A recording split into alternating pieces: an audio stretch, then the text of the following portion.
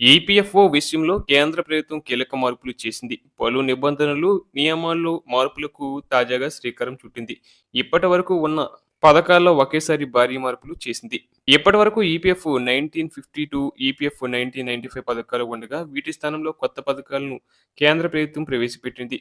ఈ రెండింటి స్థానంలో ఈపీఎఫ్ 2026 ఈపీఎఫ్ పథకాలను అమల్లోకి త్వరలో తీసుకొచ్చేందుకు సన్నాహాలు జరుగుతున్నాయి. మార్చి 2వ తేదీన కేంద్ర కార్మిక ఉపాధి శాఖ మంత్రి ఆధ్వర్యంలో సెంట్రల్ బోర్డ్ ఆఫ్ ట్రస్టీస్ సమావేశం జరిగింది. ఈ సమావేశంలో ఈ పథకాలపై చర్చించి అనంతరం ఆమోదం తెలిపారు. కొత్త ఆర్థిక సంవత్సరం ఏప్రిల్ 1 నుంచి వీటిని అమలు చేయాలని నిర్ణయించారు. కొత్త పథకాలపై త్వరలోనే గెజిట్ నోటిఫికేషన్ విడుదల చేయాలని కేంద్రం భావిస్తుంది. ఈ పథకాల రాకతో ఈపీఎఫ్ విత్డ్రాలు, పెన్షన్ ఖరారు, ఉద్యోగి యజమాని వాటా వంటి పలు విషయాల్లో నూతన మార్పులు చేసింది. రూల్స్ ఉల్లంఘనకు పాల్పడితే కఠిన చర్యలు తీసుకోనున్నారు. యజమాని వాటాను ఉద్యోగి జీతం నుంచి కట్ చేయకూడదని కొత్త రూల్ తీసుకొచ్చింది.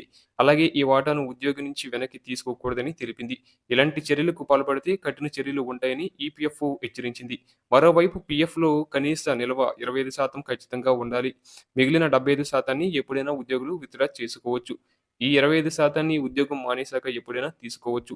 ఇప్పటి వరకు కనీస నిల్వ ఉండాలని నిబంధన లేకపోగా ఇప్పుడు ఈ కొత్త రూల్ తీసుకొచ్చారు. అలాగే అనారోగ్య కారణాలతో ఏడాదికి 3 సార్లు పీఎఫ్ నగదును ఉపసంహరించుకోవచ్చు. అలాగే విద్య కోసం సర్వీసులో మొత్తం 10 సార్లు పీఎఫ్ బ్యాలెన్స్‌ను ఉపసంహరించుకోవచ్చు.